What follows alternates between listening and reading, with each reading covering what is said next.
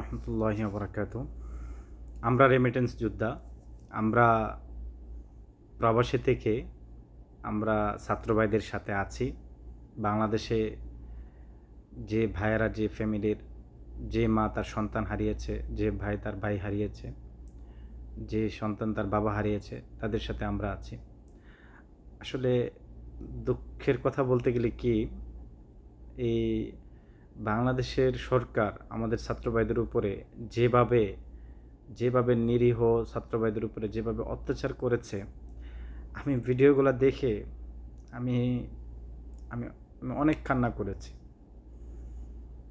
যে বিশেষ করে আপনারা হয়তো দেখেছেন কিনা জানি না। আমি চাইলে পারতাম ভিডিওটা দেখাইতে, কিন্তু ফেসবুকের অনেক রেস্ট্রিকশন চলে আসে, এর জন্য ভিডিওটা আপনাদেরকে দেখাই নাই।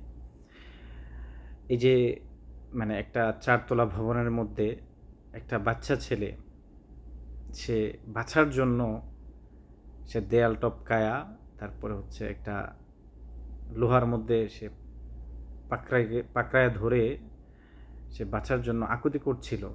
কিন্তু পুলিশ কতটা হায়ানার মতো হলে, কতটা মানে কতটা ভয়ঙ্কর হলে সে 2 হাত দূর থেকে এক এক করে 4 রাউন্ড গুলি ছুড়ে এবং তাকে তার মৃত্যু নিশ্চিত করে সে এখান থেকে চলে যায়। আপনি কি চিন্তা করতে পারেন বিষয়টা কতটা হৃদয় বিদারক, কতটা জঘন্য? আজকে যদি আমার পরিবারের সাথে, আমার ফ্যামিলির সাথে, আমার সাথে এরকম কিছু হইতো, কেমন লাগতো? একবার নিজের মতো করে দেখেন তো। আর যে পুলিশ বা যারাই আমাদের এই ভাইদের উপরে গুলি করেছে, আমি তাদেরকে বলছি, এই আমরা তো আপনাদেরই সন্তান, আপনাদেরই ছোট ভাইয়ের মতো, আপনাদেরই ছেলে সন্তানের মতো। আচ্ছা, আপনারা যে সরকারের কথা এভাবে গুলি করে মারলেন, একবার চিন্তা করেছেন সেই ছেলেটা যদি আপনার হইতো? যেমন একটা ঘটনা আমি শুনেছি, একজন পুলিশ কনস্টেবল মনে হয় হবে, তার ছেলে এই আন্দোলনে যোগ দিয়েছিল।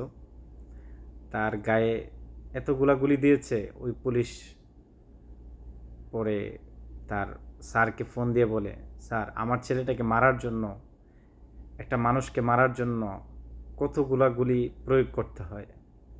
চিন্তা করছেন কতটা মর্মান্তিক? এই যে আপনারা যে গুলি করলেন, আপনাদের এক পুলিশের ছেলের এই অবস্থা, আপনারাই তো গুলি করে হত্যা করেছেন। কেমন লেগেছে একবার চিন্তা করেছেন? আমরা